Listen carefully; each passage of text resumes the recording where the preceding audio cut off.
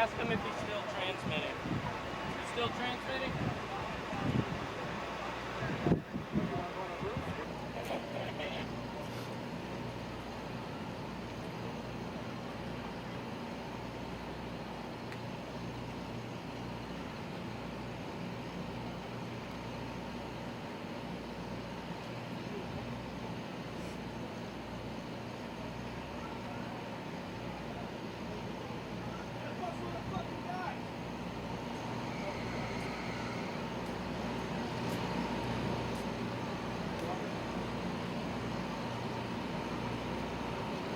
Real quick. Hold on, yeah, we're quick. It's gonna take 2 seconds to fire this up. Hold on. Speed, go. Your name, ma'am? Barbara Crowley, Crowley. NYU Medical Center. Okay, tell me what you know. All I know at this point is they're trying to establish an outdoor hospital facility like we've set up at Chelsea Piers, a Like a triage. unit for the personnel that are attending to the scene, not to the injured in the scene. They can't get in to get any casualties out at this time. They don't know the extent of it at this point. What we're doing now is going up to get medical supplies, to bring down trauma physicians down here, to set up the surgical unit and the triage unit down here, in addition to, if anybody out there can help, any vendors who have food or supplies. The firemen have no food, nothing but snacks. They need fluids, they need water, and they need protein foods. This is just the beginning of what they're facing. So and we need masks. We need TB masks. Holy shit! What is it? Just went down. What just went down? World Trade 7. It did go down before. No, 7, number 7. Oh my God! Oh my God! They run it! Terrence! The whole building gets collapsed. Terrence! Terrence! Shot this woman crying. Shot this woman crying. Bring it up. Nice. Let's go. Come on, let's go. Hey, sorry. Get off. Let's go.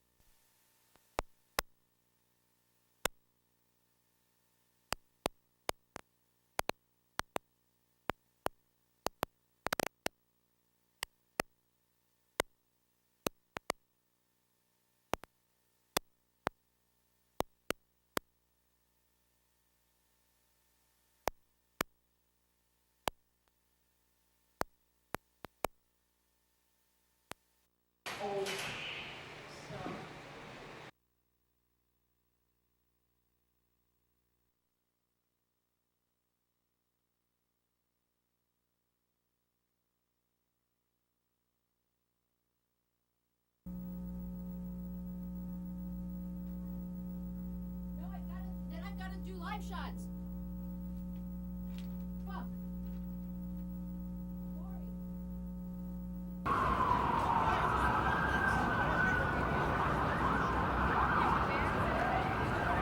Coming through. Right there.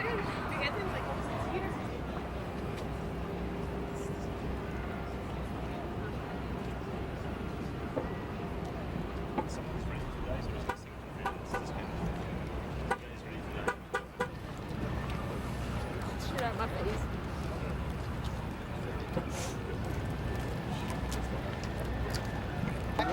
Following from the Pentagon hours after a plane crashed into the building. A portion of the...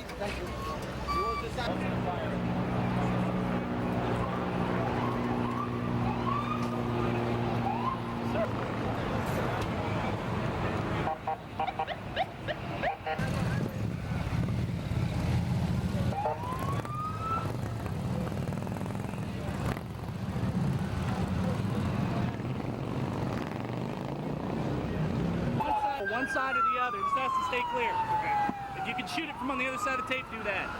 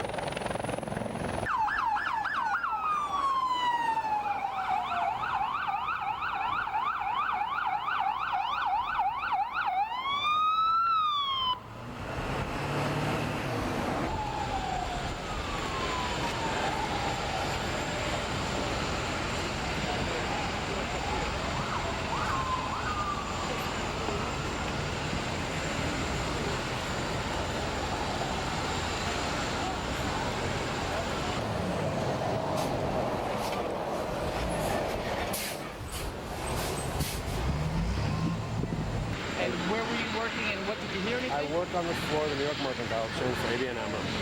I was coming out of the tunnel by the Brooklyn Battery.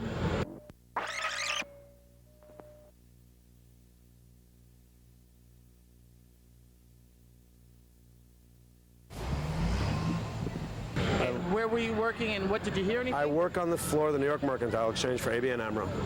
I was coming out of the tunnel by the Brooklyn Battery Tunnel.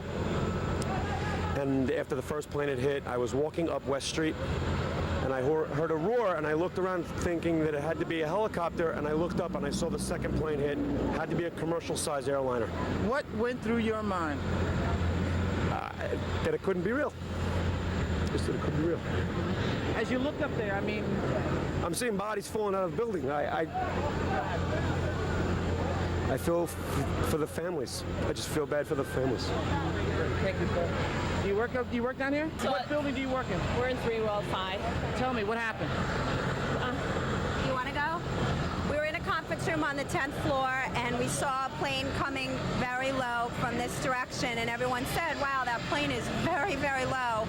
It was kind of flopping back and forth, and it just did not seem good, and then we heard the crash. We ran to the window. Into the building. It went into the Trade Center. It hit the Trade Center. We saw the shrapnel fall, and then we we said, get out. And then by the time we got to the street, people said they saw a second plane come into the second plane was United. The first plane was big. Alec, you saw the second plane? Commercial airliners. What went through your mind as you're watching this? Get out. Holy shit. the First one we thought was an accident. When we heard there was a second one, we definitely thought it was terrorism at that point. We now just heard something happen in D.C. also, but this is all hearsay. Yeah. But we were like, we ran to payphones to get our people out because we actually got to them before they were evacuated. And when you look up there now and you see that, You see people falling. It's awful. I can't talk about it. what's your name, dear? What's your name real quick? No. I name? don't give my name. Tell me about it. I didn't hear it. My office mates heard it. You guys hear it? We heard the second plane crash into the building, but we saw the impact come from the other side. The plane crashed from the right side of the building, and the impact blew the left side of the World Trade Center out on the second building. That's all we saw, and everybody just panicked and ran. Did you see the first impact or the second? We didn't see I didn't exactly see the impact, but we heard the impact. The people standing on the other side saw the impact. We just saw the windows blow out on the other side from the second building. And when you saw that? We heard a loud boom like it was a jet or I thought it was a missile going into the side of the building, because the way the other side of the building crashed out was just like, it's just too intense. Can you believe what you see up there? No, I can't believe what I see. Can't believe what I see. It's a tragedy. Surya. First name? Surya. Spell it. S-U-R-I-Y-A. Last name? Sunthorn. S-U-N-T-H-O-R-N. Thank you, sir. You're welcome. Good day.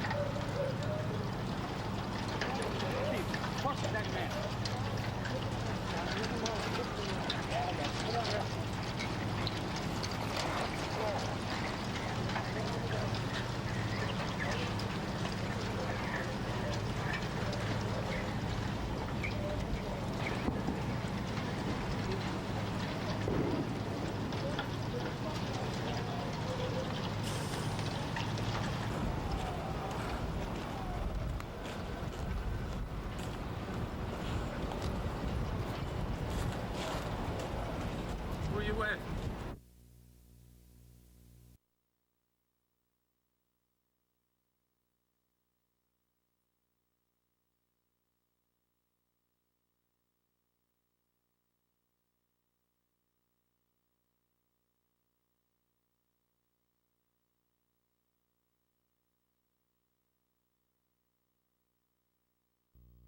Westbound on the LIE shut down heading into Queens, westbound Northern Boulevard. Also closures through this area from Glen Cove Road out to Lakeville Road. This is due to emergency vehicles trying to gain access to the hospitals out in Long Island. So certainly trying to get folks some help through these areas as well. Northern State Parkway shut down at the Queens line along the Southern State Parkway at Meadowbrook. So certainly try to avoid these areas at all costs at this point. Eastbound 80 express lanes closed at exit 62. The local lanes shut down at 95. Westbound sides closed at exit 4 at this point. Northbound on the New Jersey Turnpike is open now north of interchange 11. Now the east and western spurs also have been reopened, but northbound 95 and eastbound on the Newark Bay extension, that does remain closed at this point. Southbound on the Palisades Parkway closed at exit 2. Also eastbound Route 4 at Jones Road shut down. Eastbound Route 46 at 5th Street, and along with eastbound Route 3 at the New Jersey Turnpike as well. Northbound routes 1 and 9 closed at the Pulaski Skyway, along with Route 7. That is also shut down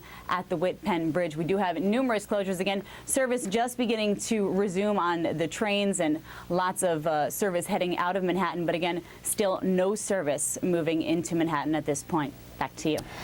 Thank you, Rachel. It is 5 o'clock on this Tuesday, September 11th, 2001, a day we'll never forget in New York's history, in this nation's history. So much going on, of course. We have our reporters out on the field. Vince DeMentri is joining us right now. He is live in Lower Manhattan with an update as to what's happening there at the moment. Vince? I can tell you I've just been a place that I have been to that, frankly, no firefighters want to go to. Behind me, you see burning 7 World Trade Center. I didn't know it at the beginning, at the tape you're about to see. I didn't know it was a 7 World Trade Center, but I know it now coming back. A 4-block radius has been cordoned off because fire officials expect that building to collapse. I've been within 10 feet of that building within the last 15 minutes. I've been as close to where no one wants to be. Take a look.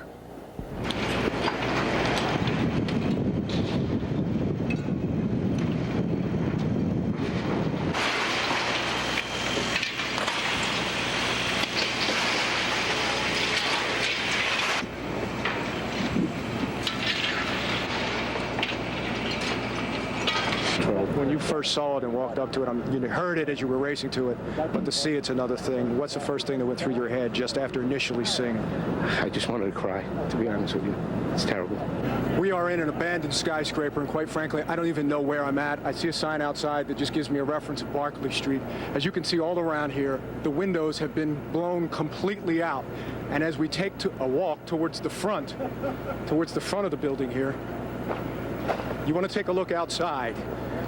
If you have never been to war, like I have never been to war, then this is what it looks like.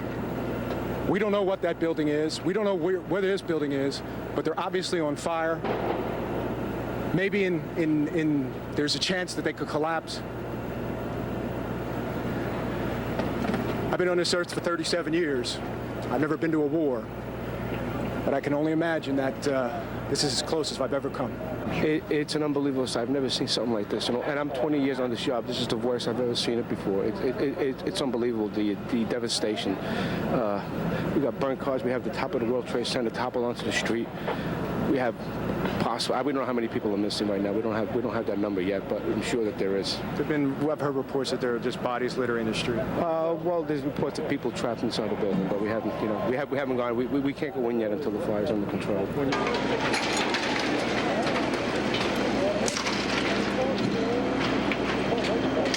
debris falling from a nearby building of the World Trade Center. We're at West Broadway and Barclay. Very difficult to breathe here, but look around. This must have been ground zero where this thing blew up. Car after car after car, buses, completely obliterated and burned straight down to the steel. Behind me, that gaping hole, that's where one of the two towers stood. It's not there. And as you can see above me, the fire in this adjacent building just continues to rage. It's a surreal environment. It's almost impossible to describe, again, except to make a war correlation. Whoever said somebody declared war on us, it certainly looks like it, doesn't it?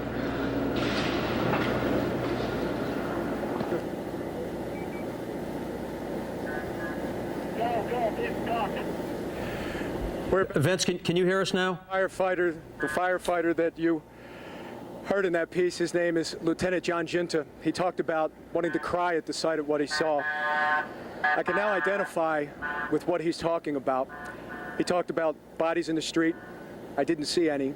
He talked about people being trapped in that rubble. But as many of you well know, and frankly, I'm not sure who's on the anchor desk, but I have many friends in the law enforcement community. And I've talked to friends of theirs today.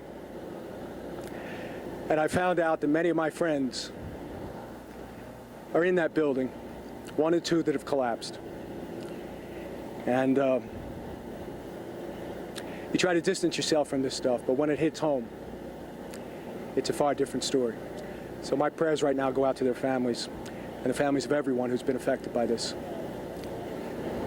I'll throw it back to you in the studio. Vince, we join you in what you have just expressed, and we're also very sorry about the personal involvement that you have in that story. Can you stay with us for a moment, Vince? Sure. Is this Ernie? Yes, Ernie and Dana. You described what is very much the warlike atmosphere there, and seeing you with your mask on and walking through was just incredible, and that's compelling television, if you will, not to mention the magnitude of the loss here and the depth of the story. How did you get in there? Well, we just, you know, again, you hate to make these war correlations, but my photographer and I, Terrence, you know, we just went from street to street, building to building, alley to alley, and we just weaved our way in. You know, when we got as far as we thought we could go, we talked it to each other, and of course safety was amongst our concern. And we just said, let's just keep going. Let's see how far we can get to this without endangering our own safety.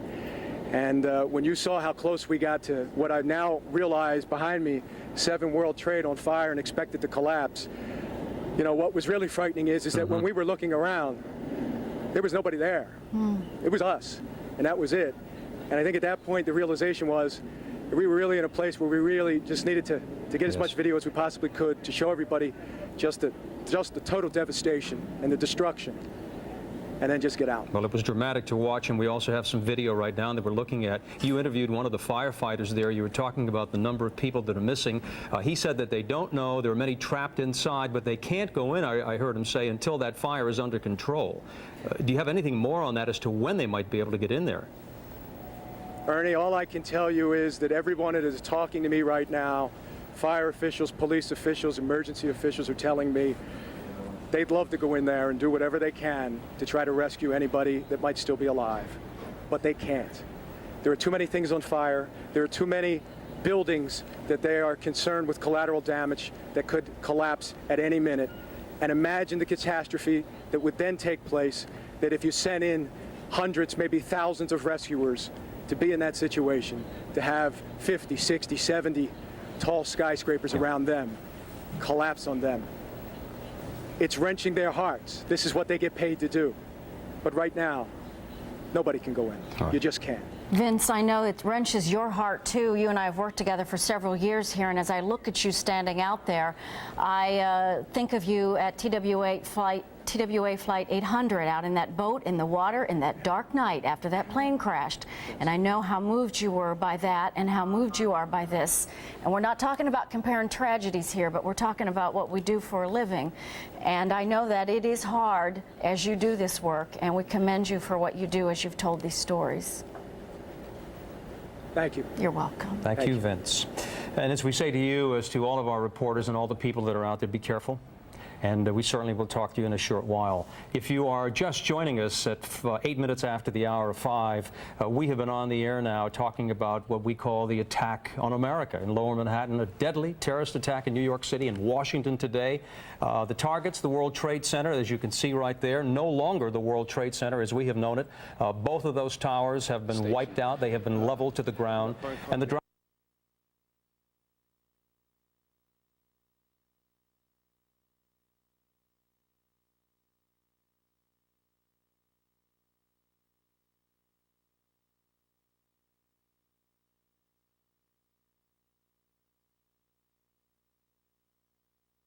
We're going to go back to Vince DeMentri now, who is right in the area where Building 7, the World Trade Center, collapsed just moments ago. Vince appears to be getting ready. I want to make sure Vince can hear us. Vince, can you hear us yet? Again, that building collapsing just moments ago, 47 stories down there on Vesey Street. Vince was across the street from that building just moments before it collapsed, and then went ahead and filed a report a few minutes ago telling us about what he saw to be ground zero there, burned out cars, debris everywhere. Again, you'll take a look at it. Again, this is not one of the Twin Towers. This is a building that fell just moments ago. It had been burning for hours. There's Building 7, 47 stories down to the ground. But thank goodness Vince had the foresight to move, and we're looking to hear from Vince here. I think the most eerie thing was to look at the videotape of Vince and his photographer walking around the area and seeing how desolate it was. Yes. No bodies, burned cars, debris, parts of buildings, not too far away from where they stood, what was one of the towers had been standing. And again, we're waiting for Vince to talk to us, but again, Building 7 has gone down. We should also point out, we believe that firefighters, rescue teams, and police had moved back from that building before, what you're about to see again here on videotape, knowing that fire could not be fought because of the instability of the structure, because of the fire that had burned since shortly after 9 o'clock this morning. Dana Tyler is joining us in the Information Center. She has some new information for us. Dana. Angela and Todd, as we check how tomorrow will work in Manhattan, specifically Lower Manhattan, we have gotten word that all U.S. markets will be closed again tomorrow. The SEC will announce tomorrow when trading will resume, but at this point it is put at until further notice. The commodities exchange included here, futures exchanges, equities and bonds, and also many businesses, investment firms who had their offices in the World Trade Center as well as surrounding businesses. The World Financial Center, which is along the Hudson River there, that also affected the New York Mercantile Exchange there. They will be closed. And this has an effect worldwide. The London Stock Exchange evacuated its building, moved trading to another spot today. The Toronto Stock Exchange mid-morning ended trading. In Taiwan, they're half a day ahead of us, no business for tomorrow. And the German Stock Exchange evacuated today because of a bomb scare. Also, from business news to boating news here in Manhattan, Spirit boats. You know, a lot of people commute by boat in this area along the Hudson and New York Harbor and East River. Spirit cruises have been working very hard all day. 3 large Spirit boats. These boats can carry 300 to 550 passengers. So far today, they've carried up to 6,000 people, taking them from Chelsea Piers over to Weehawken. People who couldn't get out of Manhattan but needed to get to New Jersey. So Spirit Cruises will continue to offer this service as long as it takes to get through this crisis. Todd and Angela, back to you. Dana, thanks. You know, we've seen the incredible footage of the second plane as it crashed into the second tower of the World Trade Center. Now I understand we have exclusive video of the first plane. We want you to take a deep breath before you watch this. Yes. We'll be seeing it, as you will, for the first time. Exclusive video of the aftermath of the impact of that aircraft. We're going to try to take there it is. Oh my God. It appears to just split the building in half. Again, we believe that is Flight 11. American Airlines Flight 11 from Boston to Los Angeles that was hijacked and flown directly into the South Tower. Okay, I'm just being told that that is actually video of the second plane. It makes more sense because of the smoke billowing out of what appears to be the South Tower there. So that's another angle of it, because we've seen just a shadow of it. Exactly. In fact, that second plane, which was United Airlines Flight 175, you have seen it as it circled around behind the towers and struck the towers from behind, from the vantage point where our cameras actually captured it. This time you're seeing it as it makes its impact directly into the building. There it is again. Here it is. I'm not sure exactly how you describe this. No. Just unbelievable. To think of the people there, unsuspecting. It looks like animation. It doesn't even look like it's real. Oh. And again, that is obviously the second aircraft hitting the North Tower of the World Trade Center within about an hour from this moment. Actually 90 minutes, both towers were gone, collapsed into a heap of about 15 stories of rubble. We actually have a witness who saw this today. Let's hear what they have to say. Great. There was an explosion. We're on the support floor, which is a basement.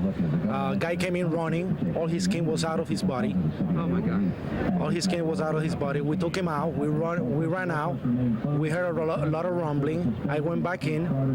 There was a lot of smoke. We went up by the stairs with the Port Authority police to start rescuing people. A lot of people were coming out.